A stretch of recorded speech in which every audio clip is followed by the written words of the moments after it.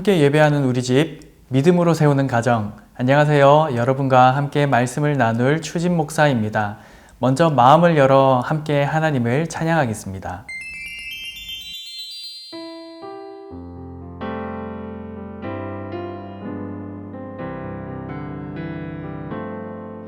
주님 말씀하시면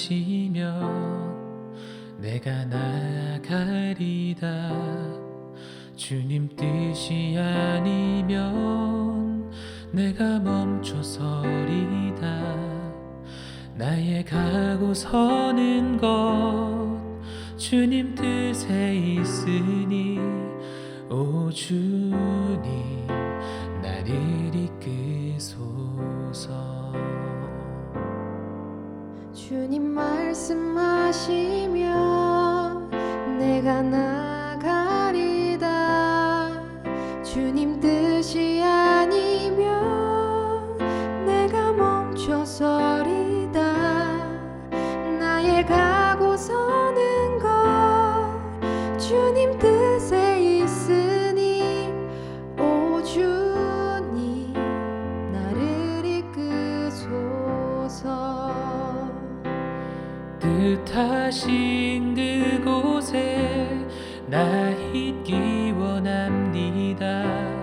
이끄시는 대로 순종하며 살리니 연약한 내 영혼 통하여 일하소서.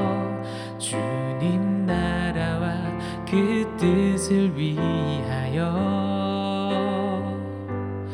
오 주님 나를 이끄소서.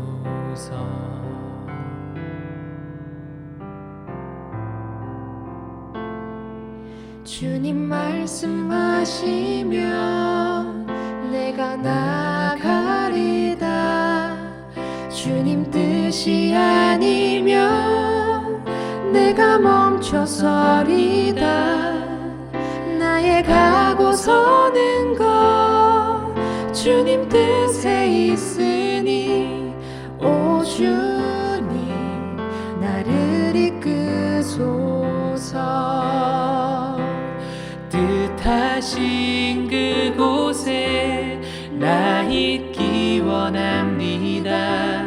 이끄시는 대로 순종하며 살리니 연약한 내 영혼 통하여 일하소서. 주님 나라와 그 뜻을 위하여 뜻하신 그곳에 나 있기 원합니다. 이끄시는 대로 순종하며 살리니 연약한 내 영혼 통하여 일하소서. 주님 나라와 그 뜻을 위하여 오 주님 나를 이끄소서. 오 주님 나를 이끄소서.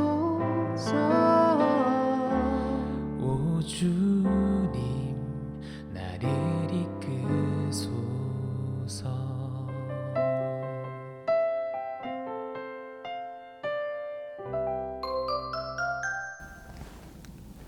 함께 보실 하나님의 말씀은 야고보서 1장 22절입니다. 너희는 말씀을 행하는 자가 되고 듣기만 하여 자신을 속이는 자가 되지 말라. 아멘. 교회에서 사역을 하다 보면 괜히 더 눈길이 가고 마음이 가는 사람이 있습니다. 어떤 사람에게 눈과 마음이 갈까요? 제가 설교하고 가르쳤던 것을 잘 기억하고 그대로 살려고 노력하는 분들입니다. 괜히 더 관심이 가고 더 기도해 드리고 싶고 더 챙겨 드리고 싶은 마음이 듭니다. 마태복음 5장에서 7장은 산상수훈이 기록되어 있습니다. 예수님께서 제자들과 무리에게 가르치신 매우 중요한 교훈들이 기록되어 있는데요. 우리가 이 말씀대로 일상의 삶을 살아낸다면 하나님께서는 기뻐 춤을 추실 것입니다.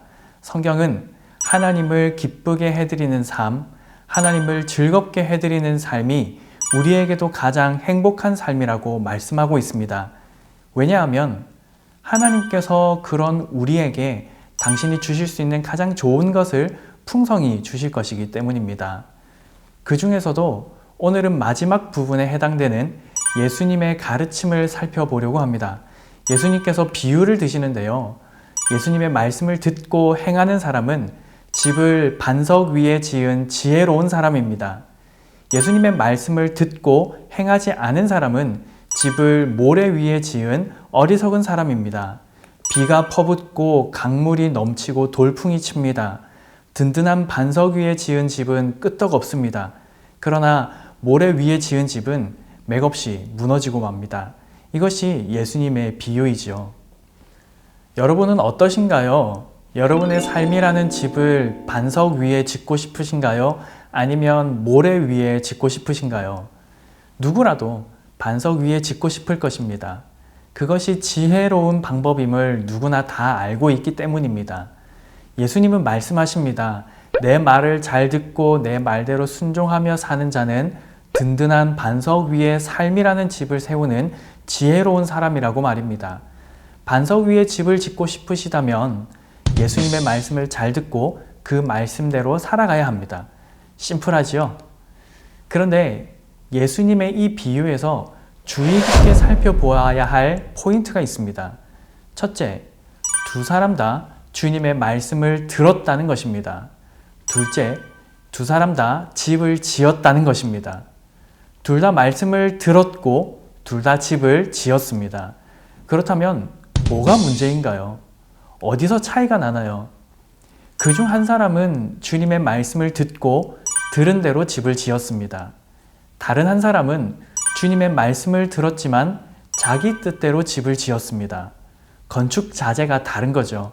한 사람은 주님의 말씀으로 삶이라는 집을 지었고 다른 한 사람은 자기 뜻대로 삶이라는 집을 지었습니다. 그래서 이 본문을 유진 피터슨 목사님은 이렇게 번역하였습니다. 너희가 내 말을 성경 공부할 때만 사용하고 삶으로 실천하지 않으면 너희는 모래사장에 집을 지은 미련한 목수와 같다라고 말입니다. 여러분, 아기 돼지 삼형제라는 동화를 잘 아시죠?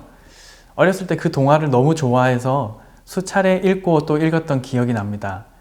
아기 돼지 삼형제가 각자 집을 짓고 살고 있잖아요. 어느 날 늑대가 나타나서 돼지들을 잡아먹으려고 합니다.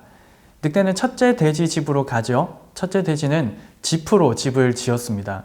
늑대는 후 하고 불어버려서 집을 무너뜨리죠. 이에 첫째 돼지는 둘째 돼지의 집으로 도망갑니다.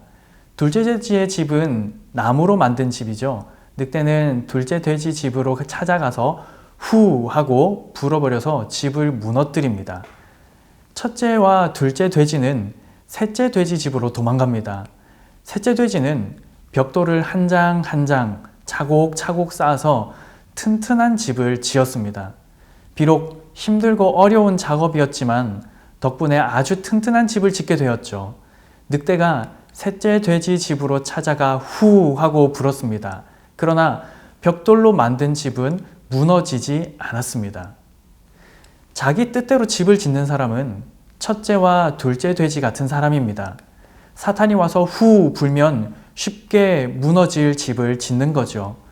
그러나 예수님의 말씀으로 집을 짓는 사람은 셋째 돼지와 같은 사람입니다. 사탄이 와서 제 아무리 불어도 결코 무너지지 않는 집을 짓는 지혜로운 사람입니다. 사랑하는 틴즈 여러분, 사람들은 저마다 삶이라는 집을 지으면서 살아갑니다. 무너질 집을 지으면 안 됩니다. 예수님 믿는다고 말하고 예배 빠지지 않고 잘 드리고 심지어는 제자 훈련에 큐티까지 열심히 하더라도 막상 여러분의 집을 지을 때는 그 말씀이 아닌 다른 자재로 지어버린다면 어리석은 자, 첫째와 둘째 돼지와 같은 자가 되어버립니다. 당장에 나를 빛나게 해줄 것 같고 쉽고 빠르게 해답을 얻을 수 있을 것 같은 것들이 있습니다. 날 때부터 가지고 태어난 수저가 금색이라면 그걸 쥐고 싶을 것입니다. 대부분은 돈이 많으면 든든할 것이라 생각합니다. 또 성적이 올라가서 상위 랭크를 하면 삶이 안전할 것이라고 쉽게 예상해 버립니다. 때론 타고난 관계성을 가지고 인맥에 의지하기도 하지요.